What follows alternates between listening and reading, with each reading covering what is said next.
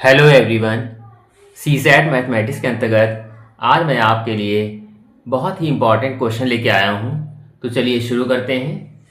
सबसे पहला प्रश्न है, यदि दो शंकुओं की ऊंचाई का अनुपात 1:3 हो तथा उनके व्यासों का अनुपात 3:5 हो तो उनके आयतनों का अनुपात ज्ञात करें। ध्यान से देखिए, इसमें लिखा है दो शंकु हैं यहाँ पर, यानी कि इसमें पहले शंकु की ऊंचाई का अनुपात कितना है, पहले ऊंचाई दे दिया है, इसमें बाद में उनके व्यासों का अनुपात भी दे दिया है। तो इसमें ऊंचाइयों का अनुपात का मतलब दे दिया 1:3 और व्यासों का अनुपात 3:5 हो तो उनके आयतनों का अनुपात ज्ञात करें। इसमें दो शंकु हैं, दोनों के आयतन हमें निकालने हैं और फिर उनका अनुपात निकालना है। तो आयतन का सूत्र क्या होता है, 1/3 पाई आर स्क्वायर एच होता है। तो मतलब इसमें जो चीज दी हुई पहले उसको नोट कर लेंगे। दो शंकुओं की ऊंचाइयों का अनुपात, यानी कि पहले की ऊंचाई हमने मान लेते हैं h1 अनुपात h2, ये कितना है 1:3 है। तथा उनके व्यासों का अनुपात 3:5 है। देखिए व्यास के अनुपात दे दिए हैं तो त्रिज्याओं का अनुपात क्या हो जाएगा, यानी r1 अनुपात r2, ये हो जाएगा। इसका मतलब हाफ, यानी कि 3/2 सी सीधे हो जाएगा अनुपात 5/2। ठीक है, ये कुल मिला के इसको अनुपात के रूप में इस तरीके से लिख सकते हैं। फिर इसके बाद क्या होगा, अब हमको निकालना है जो भी हम सूत्र लगाएंगे हम उसके आयतन, मतलब पहले शंकु का आयतन, फिर दूसरे शंकु का आयतन, फिर बाद में वैल्यू रख देंगे यहाँ पर। तो हमारे पहले शंकु का आयतन क्या होगा, पहले शंकु का आयतन सूत्र क्या होता है इसका, ये होता है 1/3 पाई आर स्क्वायर एच। ये फार्मूला होता है मेन फार्मूला, क्योंकि हम पहले के निकाल रहे हैं इसलिए R1 डाल देंगे यहाँ पे R2 लिख देंगे। फिर लिख देंगे दूसरे शंकु का आयतन, क्या होगा इसका आयतन, इसका भी सेम वही फार्मूला रहेगा, 1/3 पाई R2 स्क्वायर हो जाएगा और H2 ये हो जाएगा।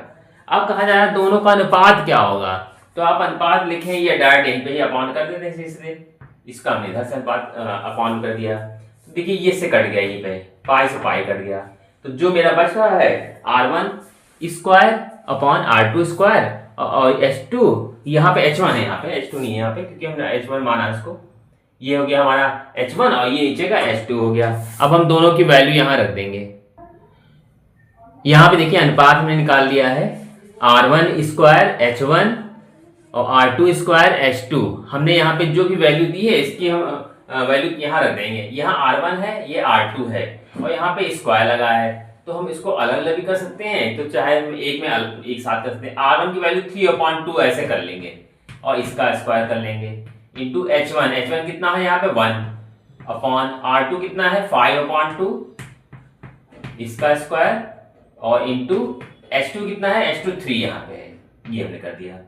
ठीक है, अब हम इसका स्क्वायर कर लेंगे। यहाँ पे 3 का हो जाएगा 3 3 9 और 2 4 और 5 का 25/4 ये हो जाएगा और इंटू में ये 1 है ये पहले से ही और इंटू 3 है ये।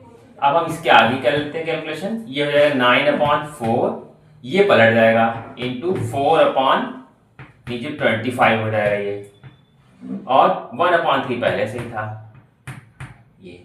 अब देखिए यहाँ कुछ कट रहा है, ये इससे कट गया, यहाँ पे 3 3 9 हो जाएगा। तो ऊपर 3 और यहाँ 1 का गुणा कर लेते कितना हो जाएगा 3 और नीचे सिर्फ 25 ही बच रहा है 25।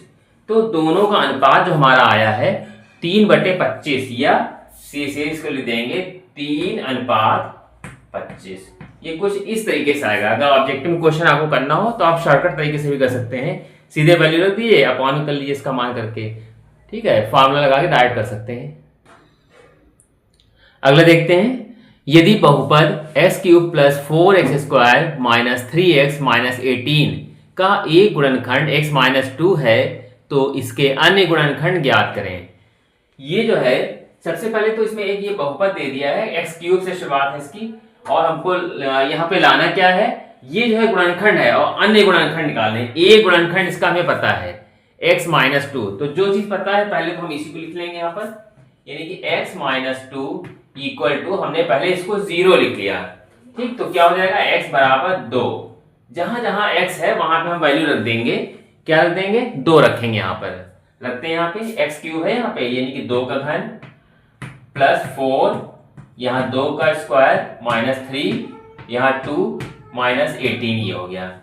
2 का घन करेंगे कितना होगा? 2 दूनी 4, दूनी 8, यहाँ 8 आ जाएगा, प्लस 4 गुणे 2 दूनी 4, ये हो जाएगा। ठीक है, माइनस 3 दूनी 6, ये हो जाएगा, माइनस 18, ये हो जाएगा। ठीक है, इसको हम सॉल्व करेंगे इसके आगे। तो क्या होगा यहाँ पर? 8 प्लस 4 चौक 16 माइनस 6 माइनस ये 18, तो 16 और इसको जोड़ देंगे 8 से 24 माइनस 8 से 24, ये भी हो गया, यानी कि 0। इसका मतलब जो मेरा जो पहला जो मान है गुणनखंड है x माइनस 2, ये मेरा सही है, मतलब a गुणनखंड हमने निकाल लिया इसमें जो दिया हुआ है। अब इसके आधार पे हम इसके 2 और भी गुणनखंड निकालेंगे। उसका तरीका क्या होता है देखते हैं इसके आगे। जो एक गुणनखंड है x माइनस 2, हमने इसको बराबर 0 किया और हमारा ये जो पूरा व्यंजक है ये पूरा 0 हो गया। इसका मतलब अब हम x माइनस 2 को जो है 3 बार लिख सकते हैं, x माइनस 2 और x माइनस 2। हमको यहाँ पे हमने इस तरीके से लिख लिया, शेषफल प्रमेय मेथड आपने देखा होगा। हमको ये क्वेश्चन जो ऊपर लाना है, कैसे आएगा देखिए ध्यान से। यहाँ आ रहा है एक्स क्यूब, यहाँ पे x है, तो यहाँ क्या करेंगे? एक्स स्क्वायर से मल्टीप्लाई करेंगे, इसका मल्टीप्लाई करेंगे तो हो जाएगा एक्स क्यूब, और इसका मल्टीप्लाई करेंगे तो हो जाएगा 2x स्क्वायर हो जाएगा यहाँ पे। फिर हमको लाना है 4x स्क्वायर, आ गया है माइनस के 2x स्क्वायर।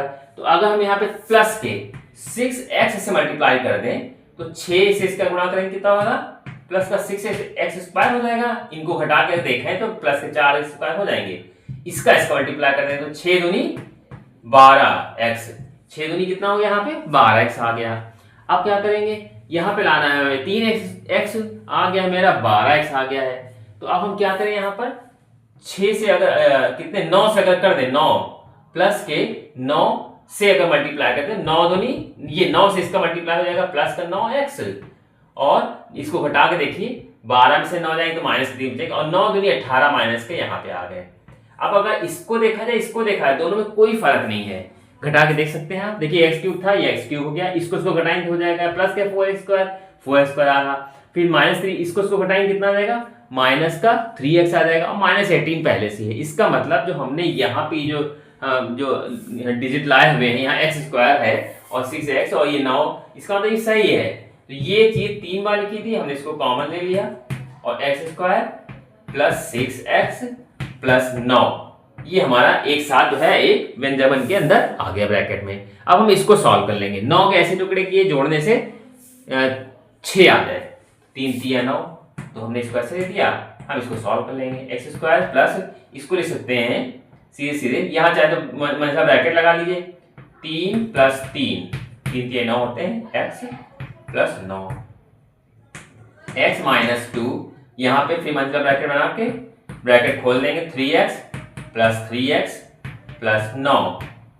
अब हम यहाँ क्या कर लेंगे? x माइनस 2, अब यहाँ पे x इसमें कॉमन आ जाएगा, x प्लस 3, इसमें अलग कॉमन ले लेंगे, इसमें अलग कॉमन ले लेंगे, प्लस 3x प्लस 3, ये हो जाएगा।